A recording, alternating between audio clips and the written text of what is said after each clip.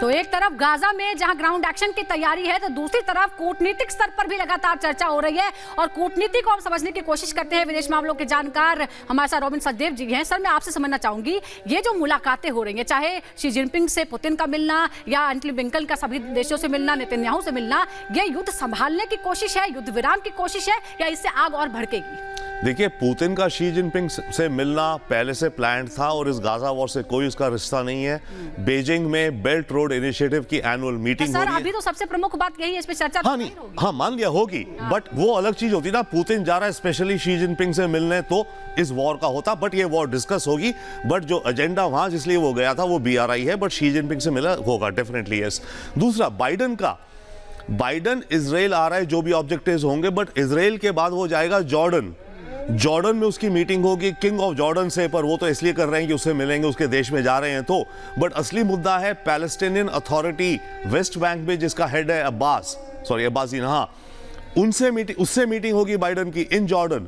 और इजिप्ट का president al Sisi will also come to Jordan. तो जॉर्डन में बाइडन पैलेस्टीनियन अथॉरिटी के चीफ से मिलेंगे और अल सीसी से मिलेंगे इजिप्ट के, और उसका आप क्लियर हो सकते हैं कि फोकस रहेगा पैलेस्टीनियन इशू को लेकर के, और इजिप्ट अपना बॉर्डर खोले या क्या हो, इत्यादि इत्यादि। प्लस एक और चीज है, अमेरिका इस समय, या बातें निकल के आई हैं जो ब्लिंकन चक्कर काट रहा था मिडिल ईस्ट में, कि एक कॉन्फ्रेंस करी जाएगी international on the topic of Palestine, Gaza war के नहीं बट पैलेस्टाइन के मुद्दे को लेके इजिप्ट एक कॉन्फ्रेंस होस्ट करेगा, जिसमें अमेरिका आएगा, जर्मनी, फ्रांस इत्यादि जो सारे हैं आएंगे टू डिस्कस पैलेस्टाइन, क्योंकि पैलेस्टाइन का मुद्दा अब फोरफ्रंट पे आ गया है। तो बाइडन की विजिट बहुत अहम है, और ब्लिंकन जो भी कर रहा है एक तरह का होमवर्क कर रहा है, भाई उसके बॉस को आना है, तो वो जो मीटिंग्स तैयारी, क्या टॉपिक्स होंगे, एजेंडा होंगे, तो एक तो ये है। और दूसरा of course American hostages, overall hostages, but American hostages जो बंदी बनाए हैं हमस ने, और उसके अलावा गाजा पट्टी में जो अमेरिकन और फॉरेनर्स फंसे हुए हैं उनको कैसे निकाले। क्विक 2 पॉइंट और बात बहुत हो रही है, ह्यूमन कॉरिडोर, ह्यूमैनिटेरियन, इसके 2 अलग अलग पहलू हैं। पहला पहलू जो अर्जेंटली डिस्कस हो रहा है वो हो रहा है कि ह्यूमैनिटेरियन मदद, यानी कि फूड, वाटर इत्यादि ट्रकों में भेजा जाए इजिप्ट बॉर्डर से इनटू गाजा, क्योंकि वहां पे WHO कह रहे हैं, UN कह रहे हैं 24 घंटे का खाना बचा है। तो वो ह्यूमैनिटेरियन मदद है वो जो गाजा के अंदर जाएगी। ट्रक्स, अब इजराइल कह रहा है ट्रक आए, बम हो तो क्या होगा, बट एनीवे सॉर्ट आउट हो जाएगा। तो ये एक एंट्री खुलेगी जो इजिप्ट अपना बॉर्डर खोलेगा इस ह्यूमैनिटेरियन एड को जाने के लिए। एक और अलग जो बात हो रही है ह्यूमन ट्रेजेडी, वो दूसरी कैटेगरी है कि पैलेस्टीनियंस जिनको नॉर्थ से गाजा भेजा जा रहा है, साउथ भेजा जा रहा है, फिर साउथ से उन्हें बोल रहे हैं तुम यहां से भी निकलो, वो दूसरे तरह का ह्यूमैनिटेरियन कैटास्ट्रोफी है। तो ह्यूमैनिटेरियन एड में inbound into Gaza food, water इत्यादि भेजने का है, जिसके एक्सचेंज में इजिप्ट कह रहा है ठीक है अपना बॉर्डर खोल दूंगा, बट आप मतलब अमेरिकन जो गाजा में फंसे हुए हैं उनको निकालने के लिए मैं खोल दूंगा, बट आप ये ह्यूमैनिटेरियन एड अंदर जाने दो गाजा के।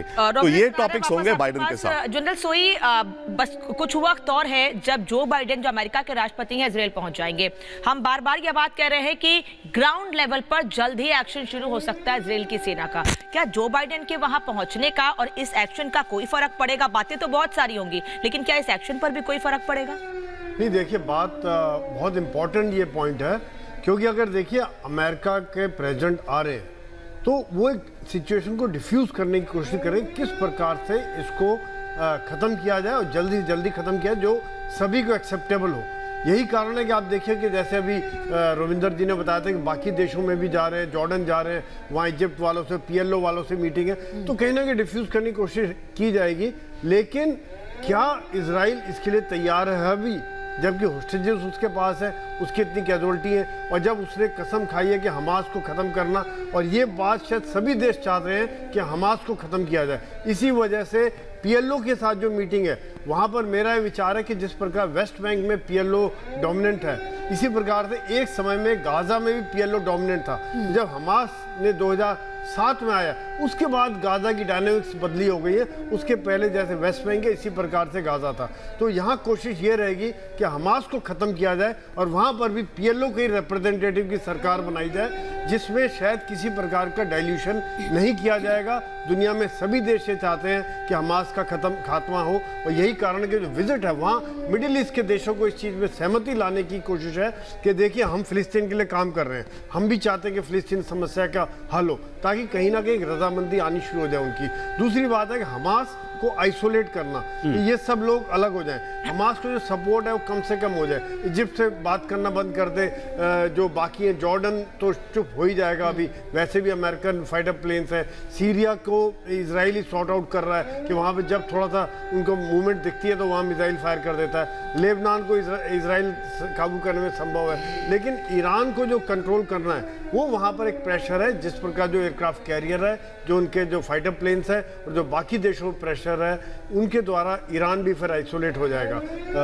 बिल्कुल, ये बहुत इंपॉर्टेंट है। और जिन दो मुलाकातों का हम लगातार यहाँ पर जिक्र कर रहे हैं, एक तरफ जो है बाइडेन मुलाकात यहाँ पर करेंगे, जॉर्डन पहुंचेंगे, इसके अलावा इजराइल का भी रुख करेंगे, और सबसे ज्यादा इंपॉर्टेंट ये कि शी जिनपिंग